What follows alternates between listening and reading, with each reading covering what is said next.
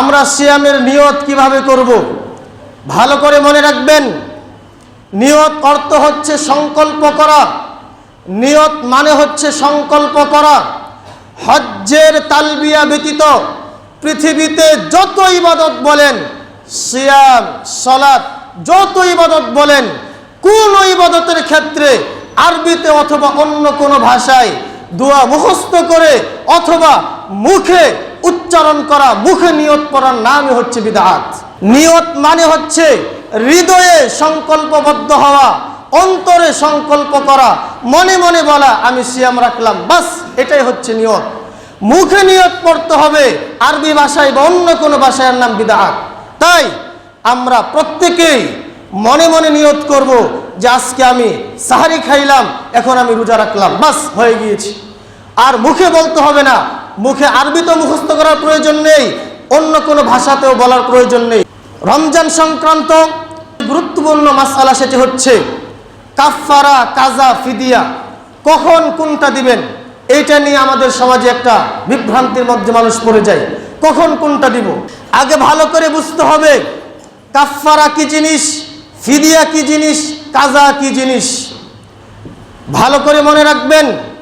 কাফফারা মানে হচ্ছে কোনো ব্যক্তির যদি একটা সিয়াম ছুটে যায়, কোনো ব্যক্তি যদি একটা সিয়াম ভঙ্গ করে ফেলে, এই একটা সিয়ামের বিনিময়ে, এই একটা সিয়াম ভঙ্গ করার কারণে লাগাতার তাকে 2 মাস 60 দিন তাকে সিয়াম পালন করতে হবে। একটা সিয়াম ভঙ্গ করার কাফফারা হচ্ছে 60 দিন লাগাতার রোজা রাখা, 2 মাস লাগাতার রোজা রাখা। না পারলে একজন গোলামকে আজাদ করবে, না পারলে 60 জন মিসকিনকে খাওয়াবে।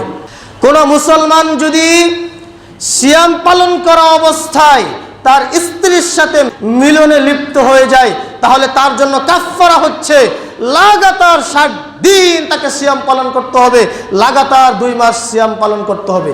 না পারলে গোলাম আজাদ করতে হবে, না পারলে 60 জন মিসকিন খাবার খাওয়াতে হবে। শুধুমাত্র কাফফারা একটি ক্ষেত্রে হয়ে থাকে, এছাড়া পৃথিবীতে আর কোনো কাফফারা নেই। ফিদিয়া কি জিনিস? ফিদিয়া মানে হচ্ছে প্রত্যেক দিন সিয়ামের পরিবর্তে একজন ফকির মিসকিনকে খাবার খাওয়ানো, একটা সিয়ামের পরিবর্তে একজন ফকির মিসকিনকে খাবার দেওয়া। ফিদিয়া 2 শ্রেণীর মানুষের ক্ষেত্রে, এক অতি বৃদ্ধ অথবা বার্ধক্যতার কারণে, এমন বার্ধক্য তার দ্বারা আর সিয়াম পালন করা সম্ভব নয়, ওই ব্যক্তির পক্ষ থেকে প্রত্যেক দিন একজন ফকির মিসকিনকে খাবার খাওয়ানো, ফকির মিসকিনকে খাবার দিয়ে দেওয়া।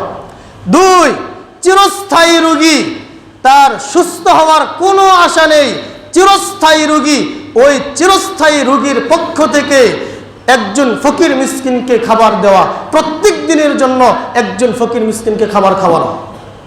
এই হচ্ছে 2 শ্রেণীর ব্যক্তির জন্য ফিদিয়া। এছাড়া পৃথিবীতে অন্য কোনো ক্ষেত্রে ফিদিয়া নেই। কাজা কি জিনিস? কাজা মানে হচ্ছে কোন ব্যক্তির যদি, কারো যদি রমজান মাসে সিয়াম ভঙ্গ হয়ে যায়, তাহলে রমজান মাস চলে যাওয়ার পরে অন্য মাসে সে এই ভাঙতি রোজাগুলোকে আদায় করবে, পালন করে নেবে। এখন কথা হচ্ছে কাদের জন্য কাজা?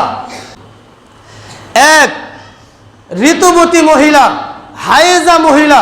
রমজান মাসে যদি কোনো মহিলা হায়েজা হওয়ার কারণে, ঋতুবতী হওয়ার কারণে রোজা ভাঙ্গা পড়ে, তাহলে তাদেরকে পরবর্তীতে রমজান মাস চলে যাওয়ার পরে যে কয়টা রোজা ভাঙ্গা পড়বে সেই রোজাগুলোকে আদায় করতে হবে। 2 নাম্বার হচ্ছে দুগ্ধ দানকারিণী মা। রোজা রাখার কারণে সন্তানকে যদি দুধ পান করাতে সমস্যা হয়, রমজান মাসে সে রোজা ভাঙবে, আল্লাহ রাব্বুল আলামিন তার জন্য রোজা ভাঙার অনুমতি দিয়েছেন, কিন্তু রমজান চলে যাওয়ার পরে সে পরবর্তীতে সেই ঘাটতিগুলো পূরণ করে দিবে। যে কয়টা রোজা ভাঙ্গা পড়বে সেই ভাঙতি রোজাগুলোকে পরবর্তীতে আদায় করবে। 3, অসুস্থতার কারণে যে কয়টা রোজা ভাঙ্গা পড়বে পরবর্তীতে সেই রোজাগুলোকে আদায় করবে। 4 নাম্বার হচ্ছে মুসাফির, সফরে থাকলে রোজা ভাঙ্গা জায়েজ আছে, যে কয়টা রোজা ভাঙ্গা পড়বে রমজান মাস চলে যাওয়ার পরে পরবর্তীতে আদায় করবে।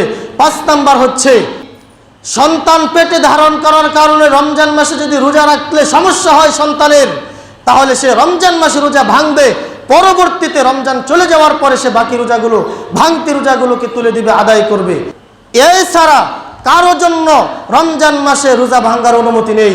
এই হচ্ছে রমজান সম্পর্কে সবচাইতে গুরুত্বপূর্ণ মাসালা। আরেকটি গুরুত্বপূর্ণ মাসালা, সেটি হচ্ছে কোন মুসলমানের সন্তান 15-16 বছর হয়ে গিয়েছে, অথবা কোনো মুসলমান 20-30 বছর হয়ে গিয়েছে, ইচ্ছাকৃতভাবে যদি খেয়ে রোজা ভঙ্গ করে ফেলে, তাহলে তার জন্য কি মাসালা? ভালো করে মনে রাখবেন, কোন সুস্থ মুসলমান যদি 15 বছর 16 বছর হয়ে গিয়েছে, মিথ্যা বাহানা দিয়ে, পরীক্ষার অজুহাত দিয়ে, আরো যে কোনো বাহানা দিয়ে যদি কেউ রোজা ভঙ্গ করে ফেলে, খেয়ে রোজা ভঙ্গ করে, তার জন্য করণীয় দুইটা। এক, সে কাবিরা গুনাহগার। এই জন্য আল্লাহর কাছে প্রথমত তাওবা করতে হবে, আল্লাহ আমি অন্যায় করেছি, ভুল করেছি, আল্লাহ তুমি আমাকে ক্ষমা করো। 2 নাম্বার, যে কয়টা রোজা খেয়ে ভঙ্গ করেছে, প্রত্যেকটা রোজা রমজান চলে যাওয়ার পরে তাকে আদায় করতে হবে। কোনো ব্যক্তি যদি অনিচ্ছাকৃতভাবে ভূমি করে, তাহলে রোজা ভাঙবে না। তবে যদি ইচ্ছাকৃতভাবে ভূমি করে, তাহলে রোজা ভেঙে যাবে। অনুরূপভাবে কারো যদি ঘুমের মধ্যে স্বপ্নদোষ হয়ে যায়, রোজা ভাঙবে না। অনিচ্ছাকৃতভাবে কিছু খেয়ে ফেললে, পান করলে রোজা ভাঙবে না। অনুরূপভাবে চোখে সুরমা লাগাইলে রোজা ভাঙবে না। মিসওয়াক করলে রোজা ভাঙবে না।